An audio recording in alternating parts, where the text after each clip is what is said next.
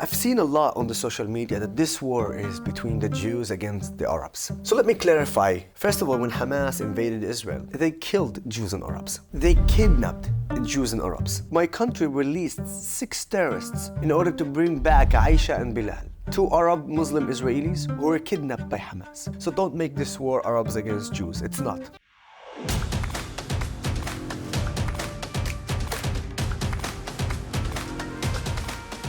This is a Visegrad 24 series about the Israel-Hamas war. I'm Stephen Thompson and I'm here with Visegrad 24. We're on the ground in Israel, in Tel Aviv, meeting with Israelis, meeting with the Jewish diaspora. We're meeting with influencers, journalists, professors, politicians, activists, social activists, IDF soldiers, and we're trying to show you, our viewers, what the situation is like on the ground and what Israelis are living with, what they're dealing with, and what they're currently going through. I am now with Yoseph Haddad. He's a journalist, he's a social activist, and he's the CEO of a social organization called Together Vouch for Each Other. Yoseph, such a privilege to have you here. Happy to be here. Thank you. Yoseph, let's start with your identity, because when people think of Israel, they usually think of Jews. You're a Catholic. Yeah, I'm an Arab, Christian Israeli. Born in Haifa, which is the largest mixed city in Israel, where you have Jews, Christians, Muslims, and Druze living in one big city, an amazing city. And at age 3, with my parents, we moved to Nazareth, which is the largest Arab city in Israel, up until 4 years ago. Since then, it's Rahat in the south. My life, I spent a lot of my life in Nazareth, learning and having my friends, but also in Haifa, because in Haifa I have my family over there. So I got to spend throughout my childhood and being with Jews and being with Arabs, and that's exactly how I was educated. I was educated on the fact that we need to be in a partnership between the Jews and the Arabs here. And I have to say, the majority of the Arabs in Israel and the majority of the Jews in Israel want to live in partnership here in Israel, and we need to echo that message. Before we move on to that, tell me what it's like being a Christian in Israel. Well, I can tell you my own experience, which I will, but I'll tell you also a bit of the statistics. The only country in the Middle East where you have actually increase in the population of the Christian community is in Israel. In any other places in the Middle East, you would see a decrease. And the reason is because here we have not only the freedom of speech, but also we have the freedom of religion. And it's actually a law, a basic law in Israel, where all religions here are protected under the law. And I think that itself speaks a lot about the state of Israel and about the Christian community. Now, of course, we have challenges. As a minority, we do have challenges here in the state of Israel.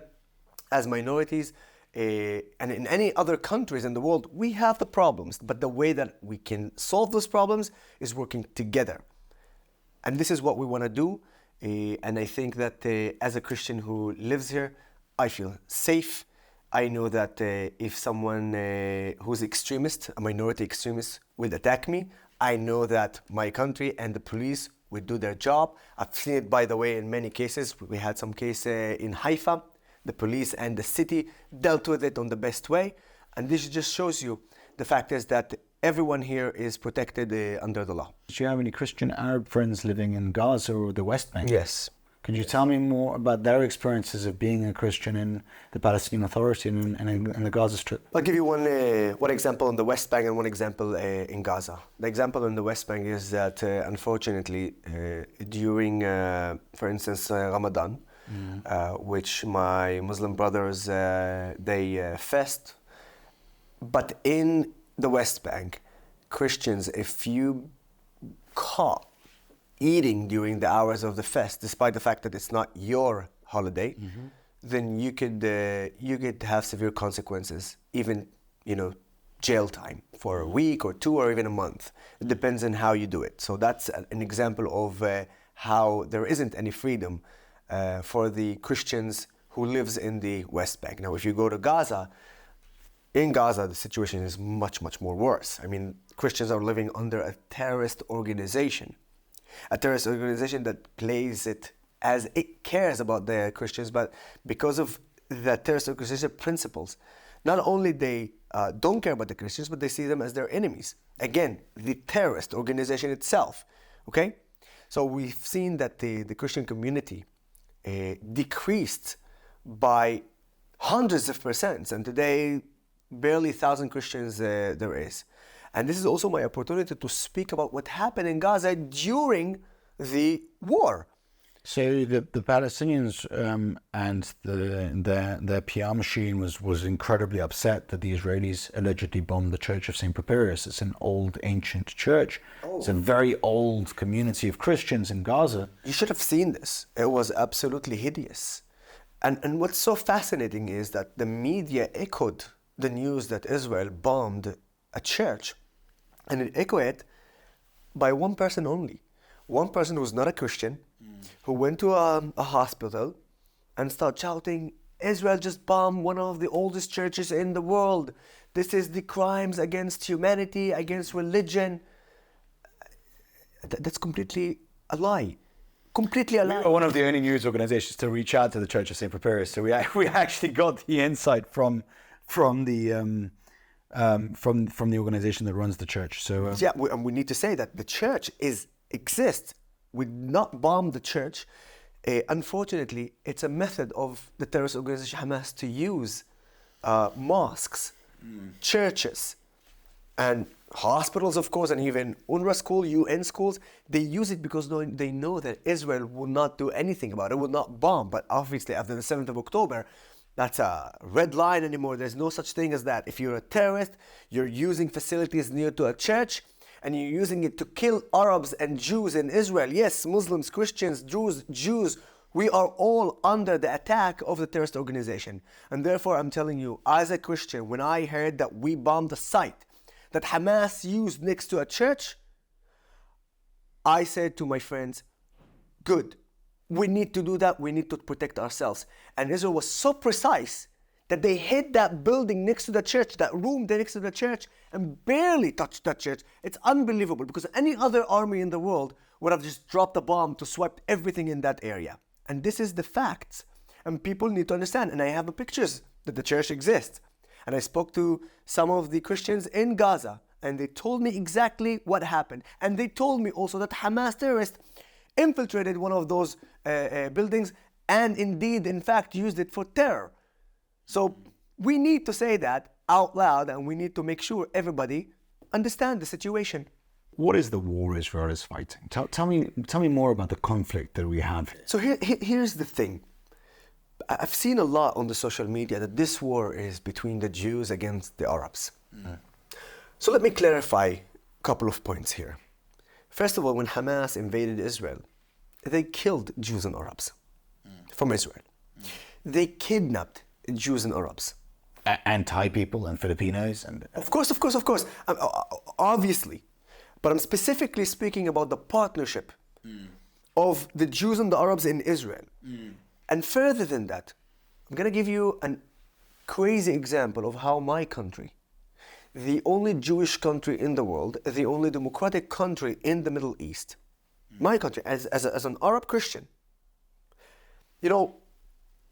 my country released 6 terrorists in order to bring back Aisha and Bilal, 2 Arab Muslim Israelis who were kidnapped by Hamas. So first of all, we know that my country would do absolutely everything, and it doesn't matter whether you're a Jew or an Arab, to bring you back home. That's the evidence. Bilal and Aisha.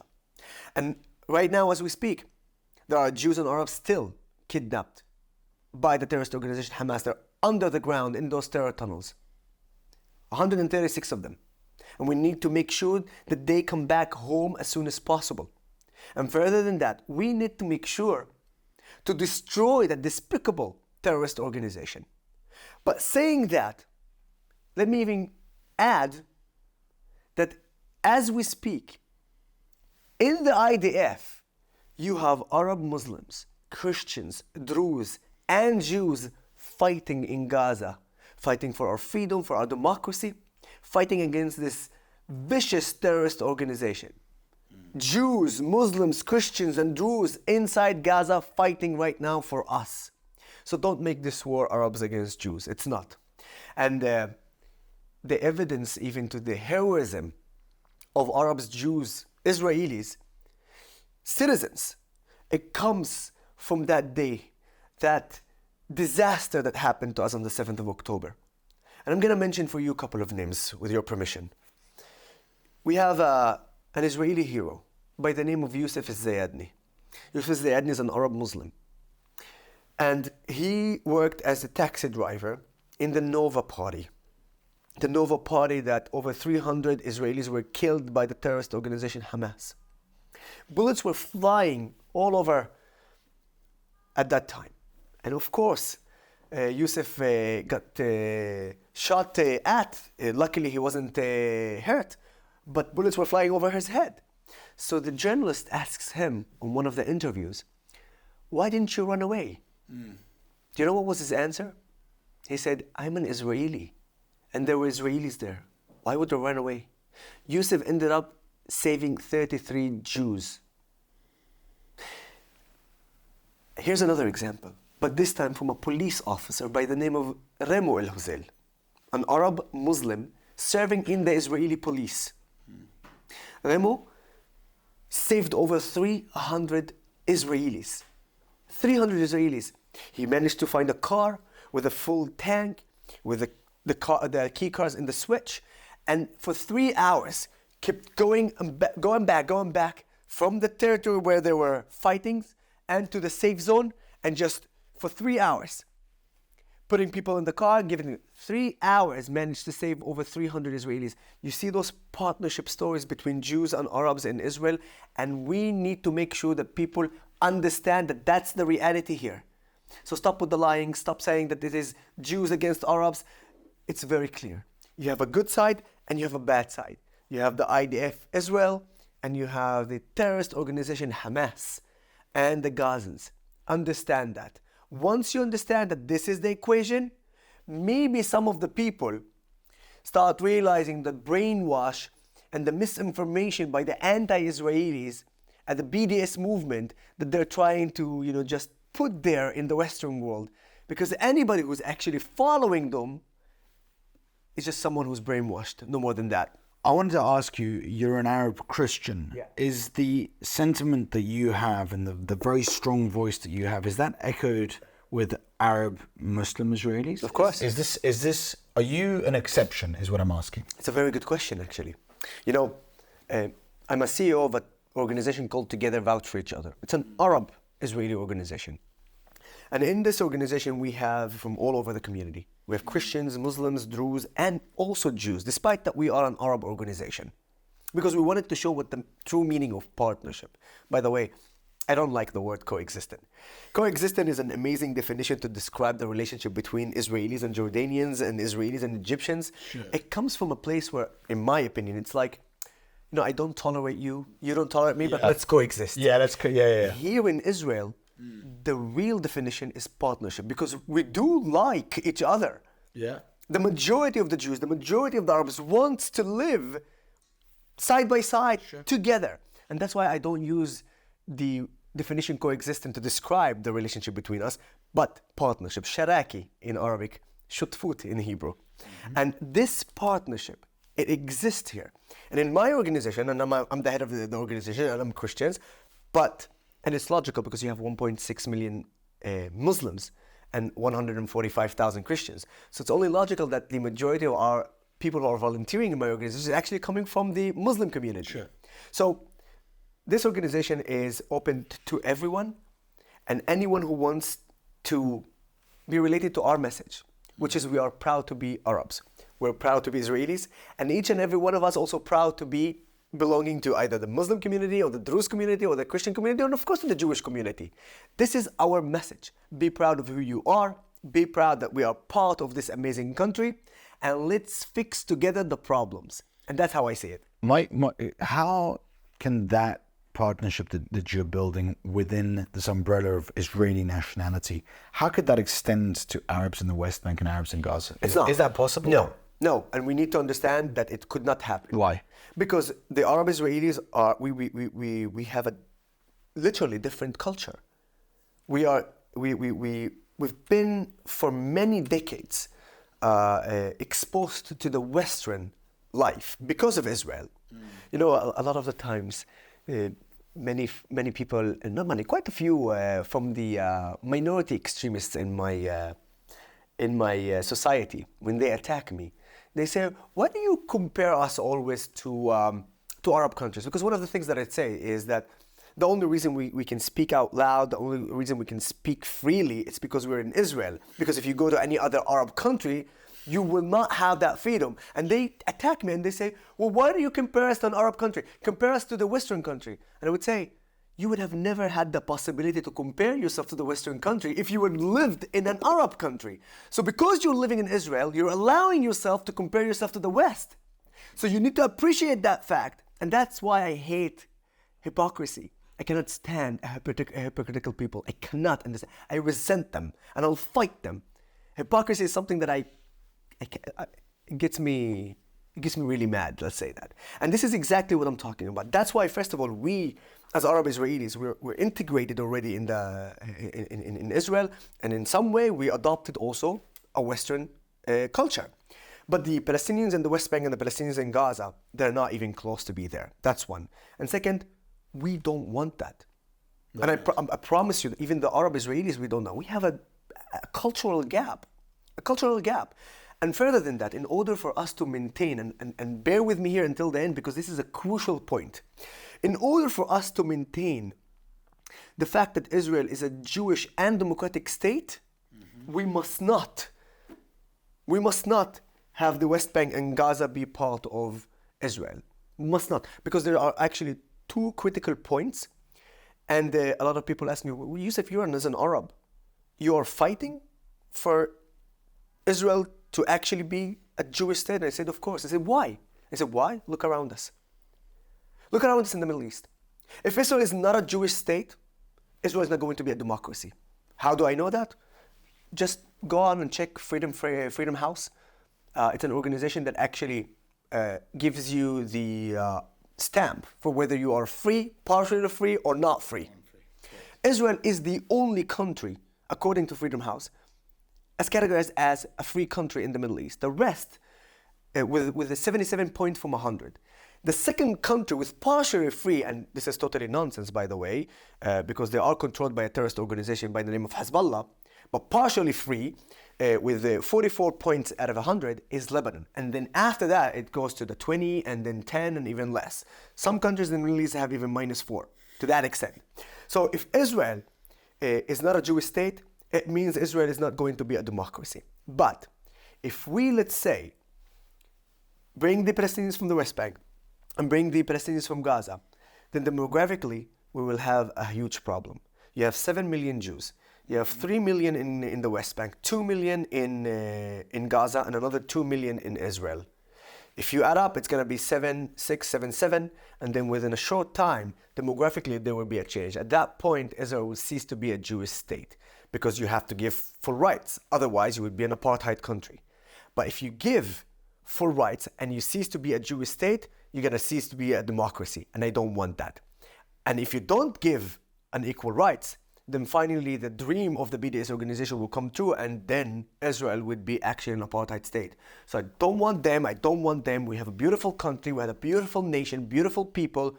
The Arab Israelis are already closer to the Jewish Israelis, and that's the focus should be on. And that's why I'm against the Palestinians in the West Bank and the Palestinians in Gaza be part of the Israeli society. A common allegation of Israeli critics is that you are an apartheid state. How do you respond to that, Yosef? About a year ago, Amnesty International, what's so called a human rights organization, and in purpose I do that because there's nothing about them that actually says that they are human rights. By the way, they have actually human rights abuses within their own organization, and it was a huge scandal. But I think it's April either 2022 or 2023. They did a full report, and they stated that Israel is an apartheid state also on the 2 million Arab Israelis. They defined us, by the way, as Arab Palestinians, and that we actually live under apartheid regime. And I find it very amusing, actually, because I'm the Arab, I live here. I know for fact what is an apartheid because I visited South Africa. I know how an apartheid regime should act to actually earn that title. And then I say, oh my God, my life is so different from the apartheid that they are actually considering. Now, there's 2 points in that report. The first one is speaking about the fact that they categorized us as Palestinians. But just recently, there was a poll that was conducted by Merkaz Dayan, by Dayan Center in the University of Tel Aviv, and asked the Arab Israelis, what is the main identity or the main part of your identity? And they gave us the options as Palestinian, as Arab, or as Israeli. 33.2% of the Arabs answered the main identity is Israeli. 32% said Arabs, and only 8% said Palestinians. Another survey that was conducted also by Ynet, you can see that it's the same pattern. So 8% of the Arab Israelis consider themselves as Palestinians, yet Amnesty International categorizes all the Israeli Arabs as Palestinians. But then you'd go to the apartheid part of it and you say, okay, in South Africa, you had actually a total separation between black and white. Sure. And they're saying that it's the same thing between Arabs and Jews. But if I wake up and I go and use my public transportation, I don't have a separate line. In fact, I don't know if my driver would be an Arab or a Jew, and I can sit down wherever I want in the bus. And if you take the medicine, total separation in South Africa. But here in Israel, we are 20% of the population, but we are 30% of the doctors. 50% of the pharmacists are Arabs. Go to the justice system, same. South Africa, total separation. But here you have a Supreme Court judge by the name of Salim Jubran, a former Supreme Court judge, who actually was on the team that sent to prison a Jewish prime minister and a Jewish president for committing crimes. So an Arab judge in Israel sent to prison a Jewish prime minister and a Jewish president. I will say the name so people know that it's a fact. It's not a fiction. Ehud Olmert as a prime minister and Moshe Katsav as a president were sent to prison by an Arab judge. Can you say that in South Africa? No. Okay. So there's so many examples. I'll give you one on myself. I volunteered and I served in the IDF. I was an Arab commander over Jewish soldiers in the IDF. And as a commander, they had to obey all my orders.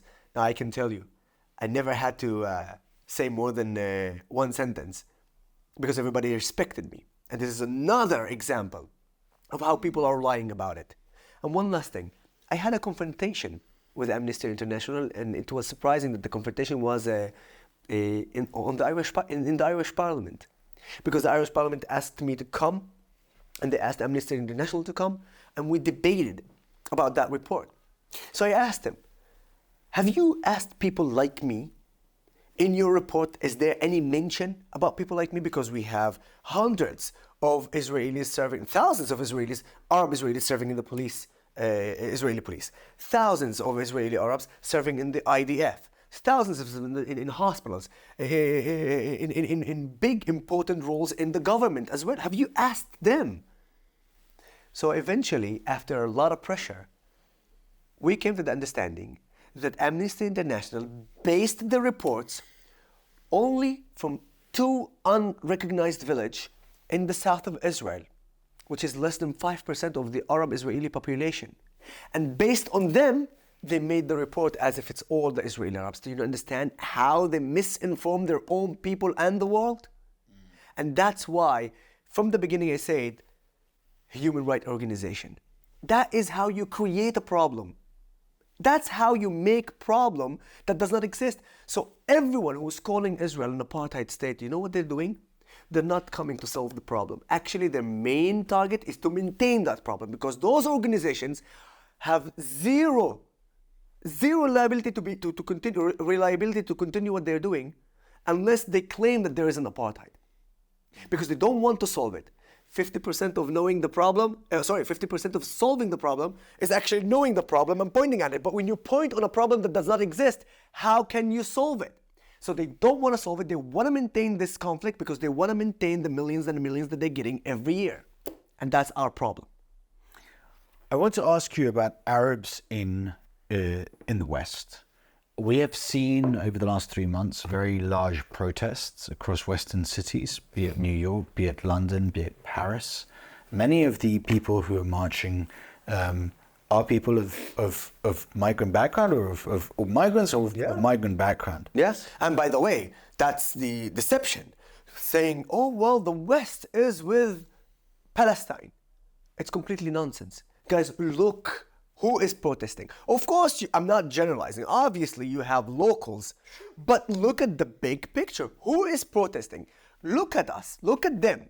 And you'll understand exactly what I'm saying. Can you tell me more about how you feel when you see these massive protests? I'll tell you. They're ungrateful. They're abusing democracy. They used to live in a dictatorship. They run away from dictatorship, seek asylum in democracy, in the West. And then instead of saying, okay, we have an opportunity.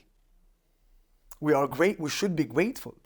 We're in a country that does not abuse us and does not tell us to shut up, but allow us to speak freely, not like where we were born, not like where our home is. So instead of using it to prosper, to become part of the country, part of the society where they actually want to do the same thing like their leaders did in their countries. This is the level of the hypocrisy that I cannot tolerate. And this is the level of the fact that they're ungrateful. Ungrateful. How much do you think of the movements that we're seeing in the West that are protesting for Palestine and protesting very vociferously against Israel? How much of that do you think is genuine, and how much of that is being orchestrated by bad faith actors, by the Russian, Chinese, Persian axis? And how much of this is being astroturfed? First of all, we know it's not a conspiracy theory. We have evidence. We have evidence that Iran, the regime, is part of what's going on. We have evidence also other countries are interfering in this conflict because they have an interest in it. So there's no conspiracy theory here. And you just need to search a little bit and you will see it yourself. It's funny because even the Iranians themselves, they reached a level they're not even denying it. The Islamic Jihad are saying that they are participating and partners with Iran without even a shred of a shame. And the fact is that Iran and other countries are interfering in this conflict is something that is common knowledge. I can tell you for sure that there are many people who are chanting against Israel. There's the famous chant, from the river to the sea, Palestine will be free. But I promise you, if you ask him, just can you tell me which river to which sea, they would have 95% of them, they would have no clue what they're talking about. They don't know what they're chanting about. I met so many people. I speak a lot in campuses around the world. Been in New Zealand, Australia, US, Canada, Europe, South America. I've been all over the world. And I met so many anti-Israelis, pro-Palestinians. Yeah? I actually call them, by the way, anti-Palestinians, but this is a different topic because they never actually help the Palestinians. Sure. And when I came to confront them, I just saw how they have no knowledge about what's going on here. And I saw it because I remember I'm asking a student, and she's like, oh, well, Israel is an apartheid state, and they have the stickers, and she's like recruiting more students to the Palestinian club. And I said, oh, well, you know what? Let me try to sign to that club. So I had a conversation with that student, and I told her, can you just tell me, wow, Israel is an apartheid state, that's a bad thing. I learned about it in South Africa. It's really bad. I said, yeah, it's really bad. And I said, but remind me, what's the definition of apartheid? She literally went onto Google to tell me what's that. I said to her, wait, are you going to Google? You don't know what's the meaning of apartheid? Well, but you're calling Israel as an apartheid state, but you don't know what is apartheid means. And then I had a full conversation with her. At the end of that conversation, you would realize, if you see that video, you would realize how much zero knowledge they have. And further than that, how they are misled by those who have actually the purpose of misleading local people, local students. And that's how they're actually winning. They're like a virus spreading everywhere. And then it's very hard to treat it because the virus is spreading everywhere. The problem is that it's not a good virus. It's a really bad virus who are misleading, put misinformation and brainwash local people, local students in each and every country without knowing the truth and the facts.